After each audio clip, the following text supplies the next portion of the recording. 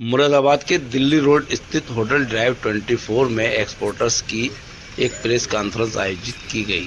इस अवसर पर विजयी पदाधिकारियों का जोरदार स्वागत किया गया, जिसमें मीडिया के रूबरू होकर बताया गया कि अब तक के इतिहास में सबसे बड़ी ऐतिहासिक जीत ने डॉक्टर नीरज विनोद खन्ना 1441 वोट, अवधेश अग्रवाल को 1397 वोट का, विपक्ष के उम्मीदवार हेमंत जुनेजा को 660 वोट और अब्दुल अजीम को 520 वोट प्राप्त हुए।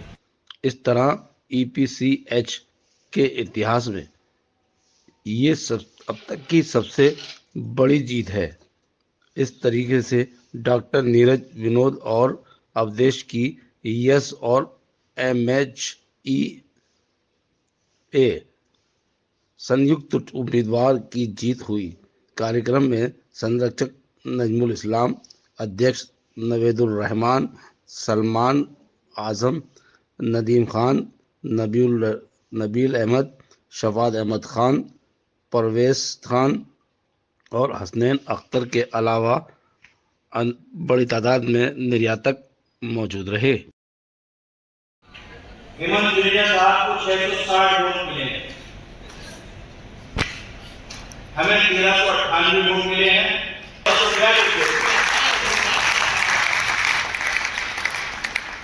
जब इन दोनों प्रत्याशियों के वोट आप मिलाएंगे तो नीरज जी की तो बात छोड़ दीजिए, मुझसे भी 200 वोट मिले।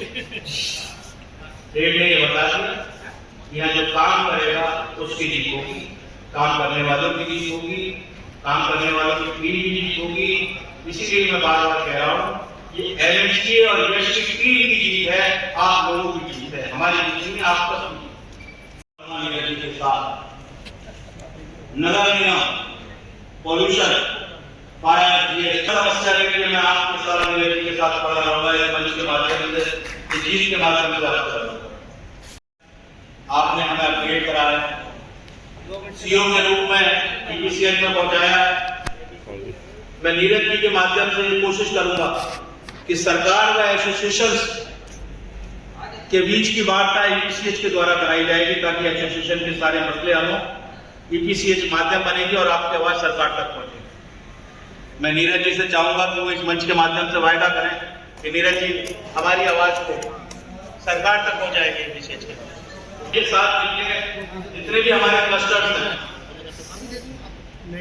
मैंने भाई ने सबका नाम लिया, संभल, अलीगढ़, सहारनपुर, फिरोजाबाद, आगरा, उन सब में हम लोग डिजाइन सेंटर लोगों को बताना चाहता हूँ,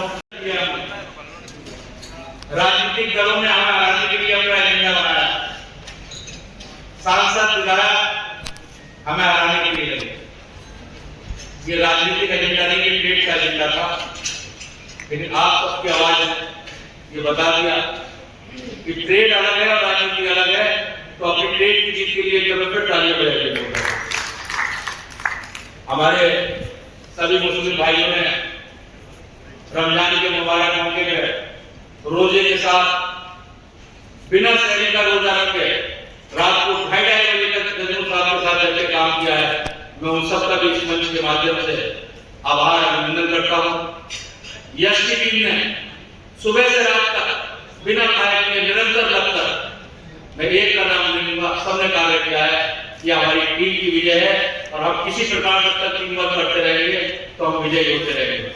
मेरा आप सबसे वादा है कि हम आपको निराश नहीं करेंगे। जिस आशा से आपने हमें चुना है, भारी बहुमत के साथ वोट किया है, हम आपकी आशाओं को पूरा करेंगे। नमस्कार, धन्यवाद। अब मैं रिक्वेस्ट करूंगा डॉक्टर नीरज विनोद खन्ना जी से वो आए और अपना विजन स्टेटमेंट आप लोगों से शेयर करें। डॉक्टर नीरज विनोद खन्ना।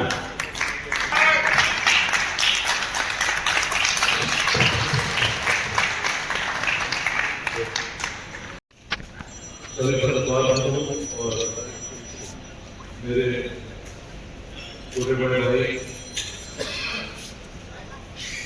आज हम लोग ने सभी लोगों ने बहुत ऐतिहासिक दिन है। उसकी वजह यह है कि आज चुनाव का समापन हुआ और चुनाव के रिजल्ट हम लोगों के सामने आ गए। रिजल्ट का मतलब ये होता है कि हम लोगों की मेहनत उम्मीद हम लोग कल से ही कर रहे थे कि हम लोग कहाँ पहुंचे हुए हैं, क्या हमारे फिगर्स हैं, लेकिन जब तक सर्टिफिकेट ऑफिशियल अनाउंसमेंट नहीं होता, जब तक ऐसा लगता है दिल की खबरें जो है बड़ी रहती हैं। और आज अनाउंसमेंट के साथ साथ ईपीसीएस के इतिहास में ये पहली बार ऐसा हुआ है कि 1100 की जो काउंट थी वो 1440 की काउंट पर पहुंची है। अभी तक जितने भी चुनाव हो रहे पीछे वो 1100 या 1200 तक समझ के रह जाते थे। इसका मतलब ये है कि हम लोगों ने जो अपना एजेंडा ट्रेड का लेकर के हम चले थे, उस ट्रेड के एजेंडे को हमारे जितने भी वोटर्स हैं, एक्सपोर्टर्स भाई, उन लोगों ने उसको समझा और हम लोगों को वोट दिया। अवधेश जी ने जैसे अभी बताया कि ईपीसीएस के माध्यम से हम लोग एक्सपोर्ट की जो पॉलिसी है, एक्सपोर्ट से संबंधित जो भी समस्याएं हैं, वो सरकार पर हम लोग लेकर के जाएंगे। और अगर हमें मौका मिलता है तो हम लोग फेयर को, और जो मेरे अवधेश भाई से और मैनेजमेंट से बात हुई है कि हम लोग फेयर को इस तरह से सब्सिडाइज करेंगे।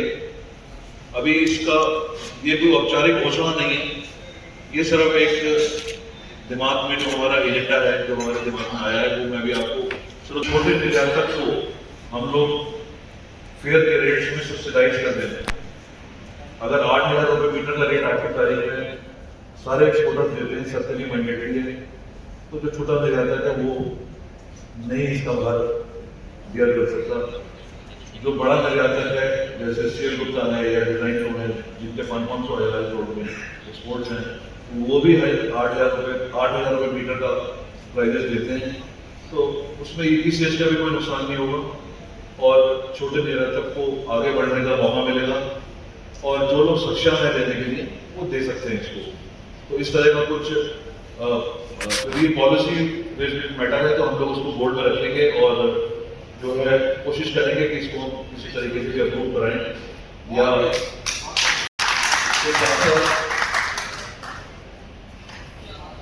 अगर आप पेरिस के फेयर को ईपीसीएस के फेयर से तुलना करते हैं तो पेरिस के फेयर से ईपीसीएस का फेयर आज की तारीख में काफी अपग्रेडेड है, लेकिन हमें जो शो लगता है उस तरह के कुछ स्पेशल और भी बहुत सारे हमारे एजेंडाज हैं जो हम लोग लेके चलना चाहेंगे।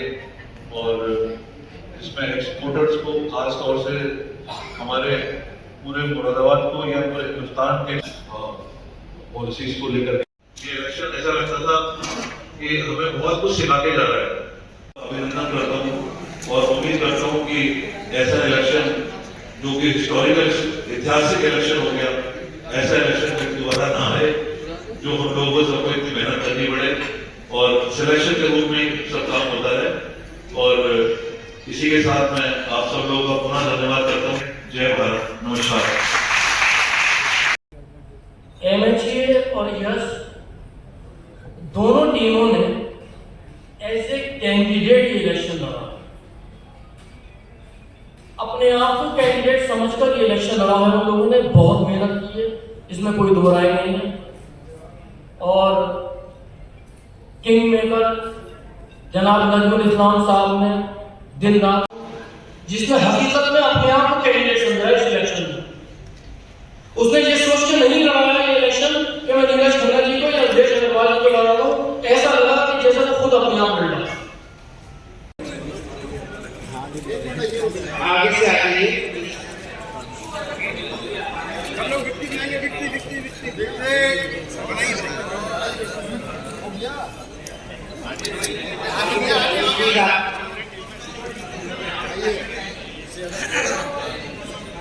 आपका भी बहुत बहुत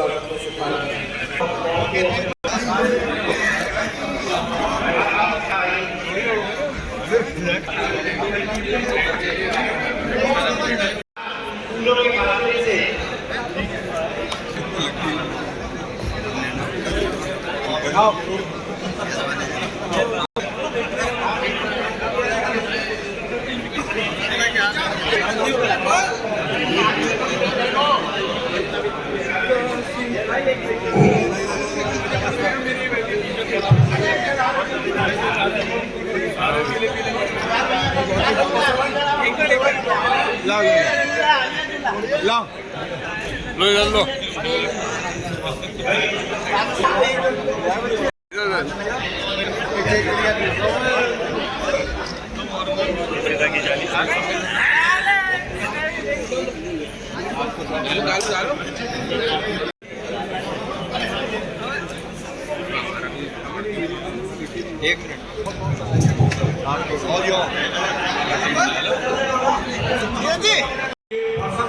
योगेश जी यहाँ आइएगा।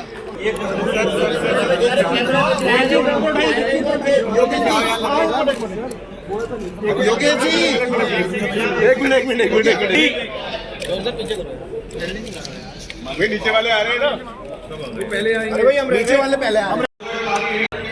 जितने भी एक्सपोर्टर्स भाई हैं, जो हमारे वोटर्स हैं, उन लोगों ने हम लोगों को जीत भी ऐसी दी है जो आज तक के ईपीसीएस के इतिहास में ऐसी जीत, इतने डिफरेंस की जीत कभी नहीं हुई। और जब लोगों ने, वोटर्स ने हमारे इतना भरोसा जताया हम लोगों के ऊपर, तो हम चाहेंगे कि हम जो है उनके लिए इस तरह से काम करें कि जितने भी एक्सपोर्टर्स हैं या पॉलिसीज़, जो सरकारी पॉलिसीज़ हैं, उसको हम इस तरह से कम्युनिकेट करें गवर्नमेंट के साथ में कि पॉलिसीज़ जो है फ़ायदेमंद हों एक्सपोर्टर्स के लिए। उसके साथ साथ जो हमारे फेयर्स की जो इश्यूज़ हैं, वो फेयर्स के इश्यूज़ भी हम लोग दूर करेंगे। उसके साथ साथ जो है जितने भी क्लस्टर्स हैं पूरे हिंदुस्तान के, उन क्लस्टर्स के लिए हम लोग काम करेंगे। जी सर, जो चुनाव रुकवाया गया था बीच में, उसके लिए क्या कहना चाहेंगे? देखिए, चुनाव जो है रुकवाया नहीं गया था, कुछ उसमें साइड में ग्लिच आ गई थी NSDL की, और उसके लिए उस चुनाव को रोका गया था। उसकी जो वोटिंग प्रक्रिया है उसको निरस्त दिया गया था और दोबारा वोटिंग हो गई और अब चुनाव संपन्न हो गया, बिल्कुल बढ़िया था। एक मुद्दा, अहम मुद्दा चल रहा है सप्लायर्स के पेमेंट का। तो 1 अप्रैल हो गई, वो लागू हो गया। आप लोगों ने उसमें कोशिश की थी, अब नेक्स्ट कदम क्या होगा आप लोगों का? हमारी माननीय वित्त मंत्री जी से बात हुई है अभी पीछे, उन्होंने ये कहा है कि ये बजट का मैटर है, जुलाई में नई सरकार पूरक बजट लाएगी और उसमें हम आपके इस मुद्दे पर गंभीरतापूर्वक विचार करेंगे। और हम अपने निर्यातकों से वादा करते हैं कि हम हर संभव प्रयास करेंगे कि उनके हितों को हम सुरक्षित रख पाएँ और MSME के जो लोग हैं उनको भी हम सुरक्षित रख पाएँ, ऐसा हमारा प्रयास है।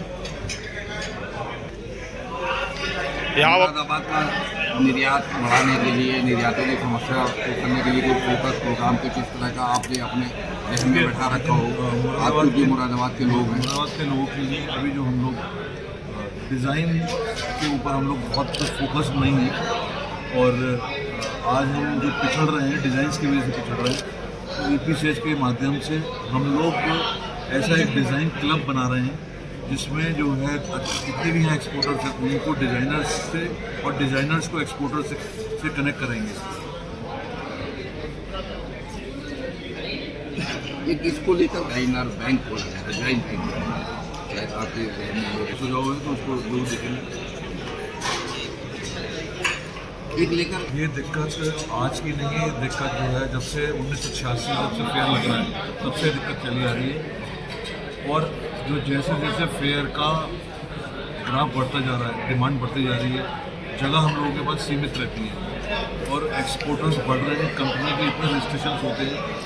इसमें जो है ये हम लोगों के लिए एक बहुत बड़ा चैलेंज होता है कि हम किस तरह से सब लोगों को, सभी लोग एक्सपोर्टर्स को अकोमोडेट करें।